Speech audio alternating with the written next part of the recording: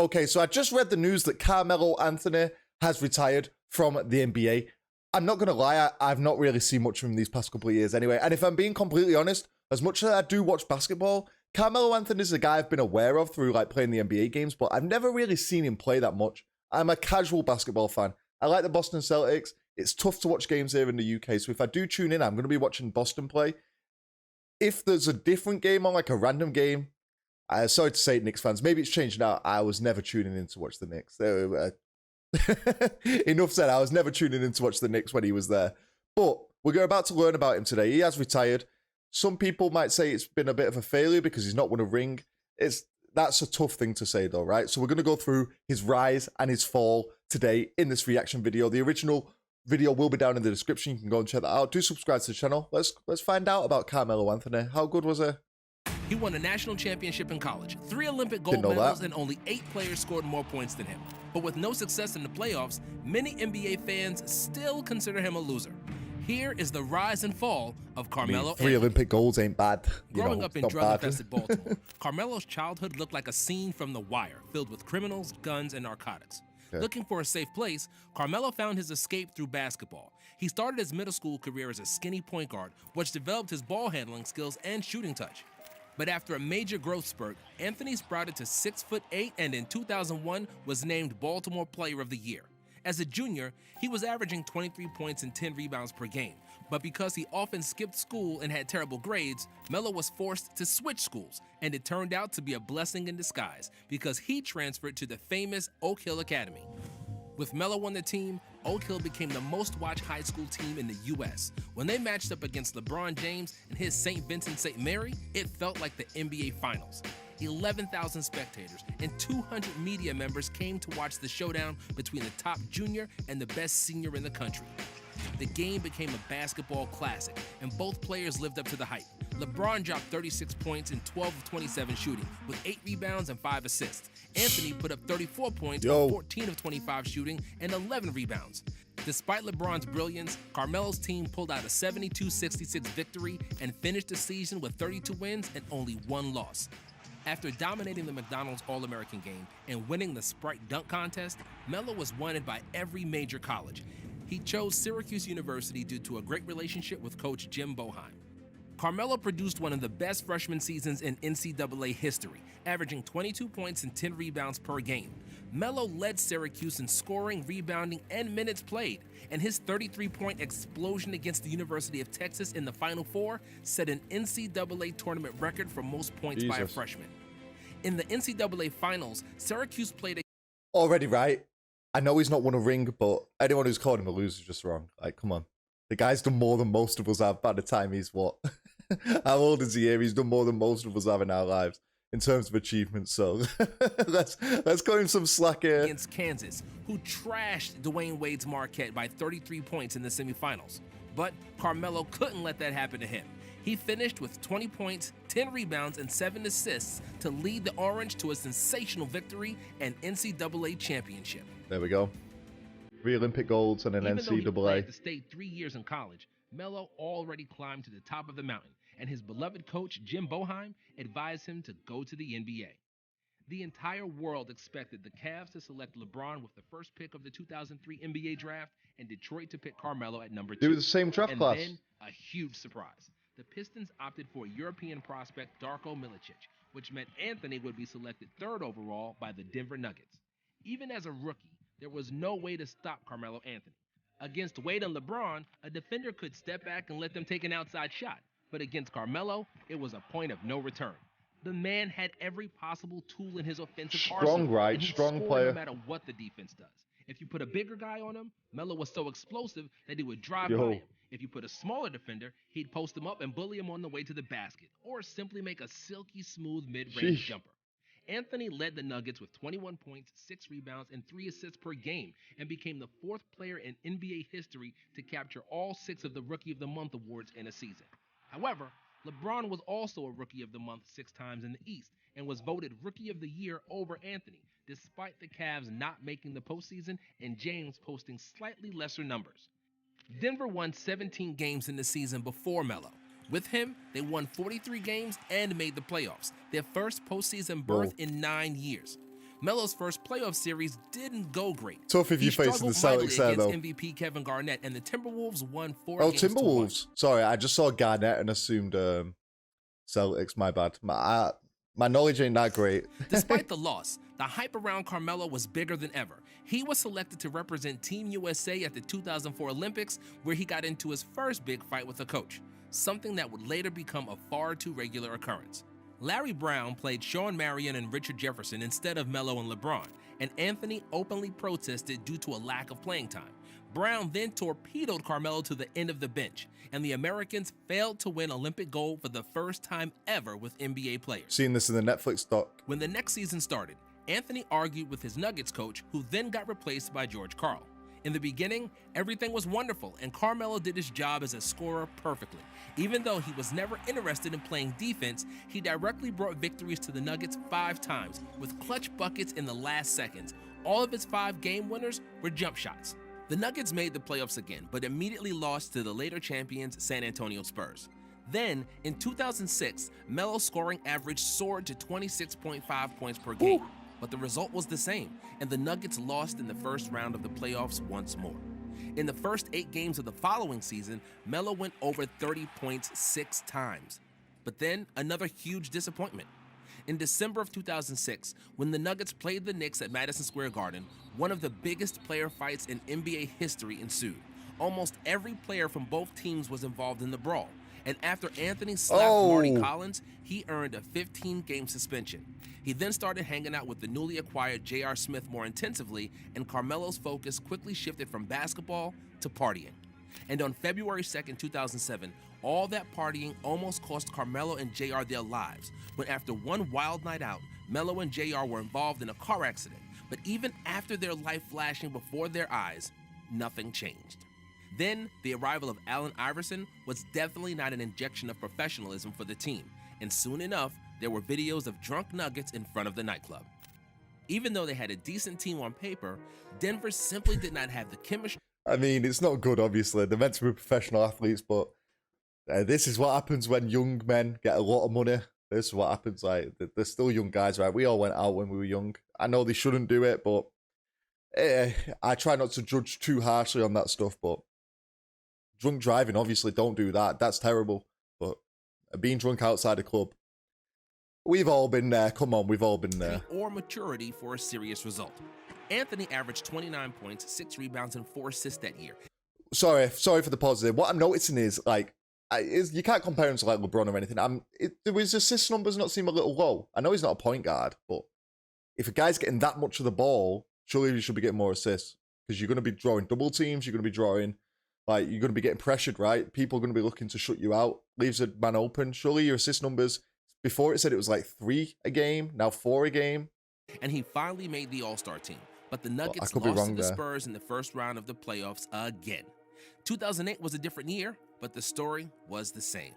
Melo and Iverson averaged over 25 points each, but the Nuggets lost in the first round for the 5th year in a row, this time getting swept by the Lakers. Anthony then suited up for Team USA at the 2008 Beijing Olympics and finally washed the sour taste of defeat from his mouth. Melo impressed with his outside shooting during the tournament, and the Americans finally brought the gold medal home.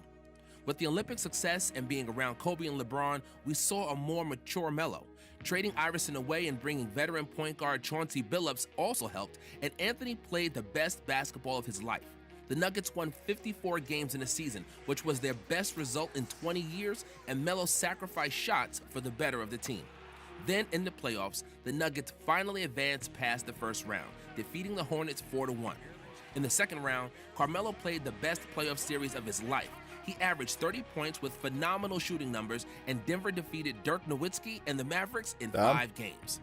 Against Kobe and the Lakers in the conference finals, the Nuggets tied the series at 2-2 before returning to Los Angeles.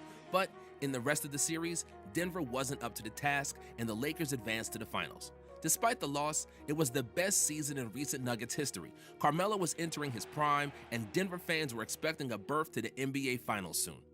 Unfortunately, the only thing they got was a bitter disappointment. In 2010, despite Carmelo averaging 30 points in the series, the Nuggets lost in the first round again. Throughout the entire 2010 and 2011 season, Carmelo had conflicts with Coach Carl. He was even suspended once because he refused to leave the game when the coach asked him to, so Carmelo decided to ask for a trade.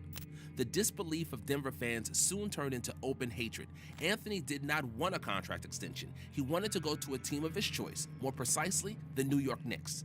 After months of public fights and bickering in the media that was dubbed the melodrama, the Nuggets realized it was best to trade Carmelo than lose him for nothing 3 months later. It's okay, Nuggets fans, you're doing all right now. You know, you're killing it at the moment. Killing it. The Cavs lost LeBron the year before.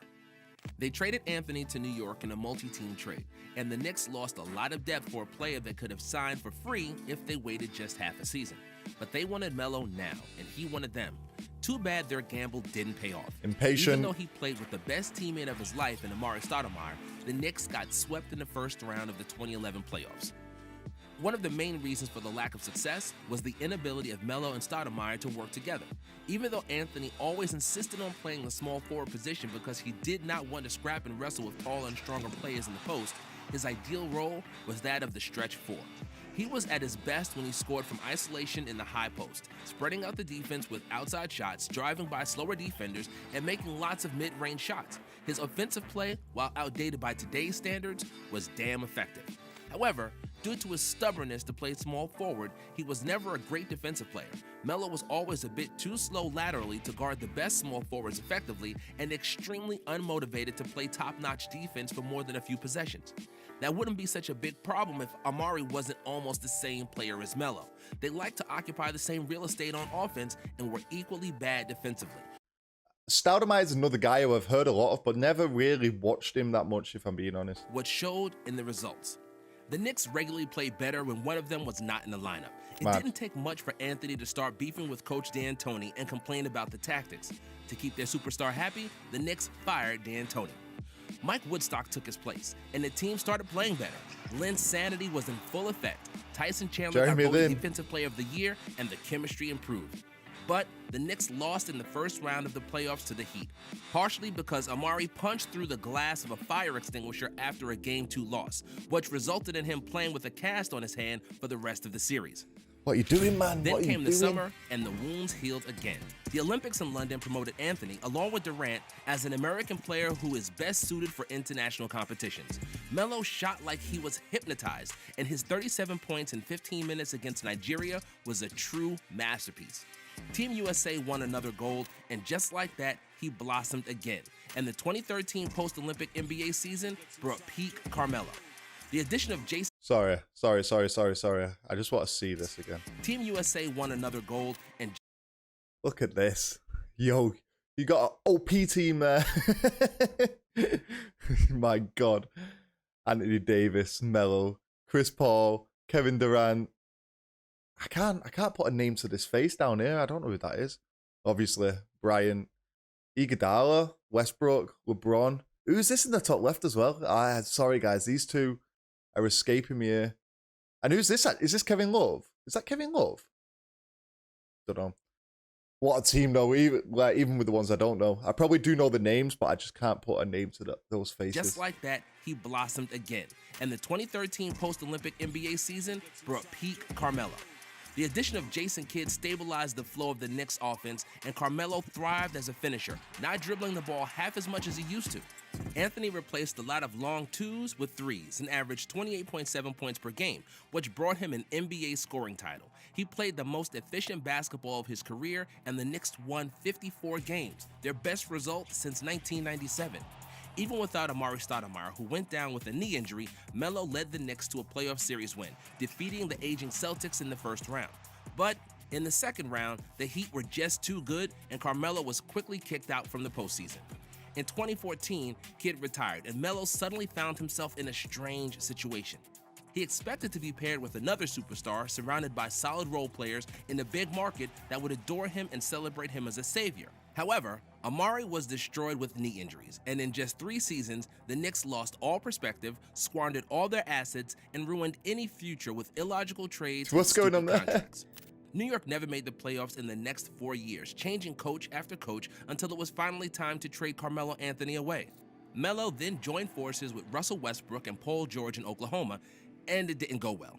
Melo's averages dropped from 24 points and 3 assists to just 16 points, 1 assist. 1 And some assist. pretty inefficient shooting. But the worst part was that all of his numbers decreased further in the playoffs, and OKC lost in the first round. So his next stop was Houston.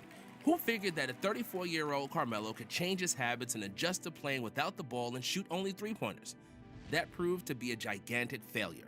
Melo didn't fit into their offense, and at this point of his career, he was an absolute nightmare defensively. After just 10 games, Melo was cut, but that wasn't the worst part. The worst and most insulting thing was that nobody wanted to sign Carmelo for the rest of the season, even though he was a 12-time All-Star who scored over 25,000 points. The entire season passed by, and Carmelo was still teamless. The next season started, and Melo was yet to play pro basketball, until finally, after a few injuries to their roster, the Portland Trail Blazers gave him a chance. Against all odds, Melo started playing great after a one-year absence. Finally swallowing his ego and buying into a team concept, he became a solid role player who shoots threes, moves without the ball, and at least tries to be engaged defensively. Then after 2 years in Portland, he signed with the Lakers and joined his longtime friend LeBron James. It was with the Lakers, at the age of 37, that Melo had the most efficient shooting percentages of his career, which showed us he was still an offensive genius and that he was quite inefficient when he was in his prime. So, what's the legacy of Carmelo's career? Melo was arguably the best isolation scorer in the NBA in his prime. Kobe even called him the toughest player he ever had to guard.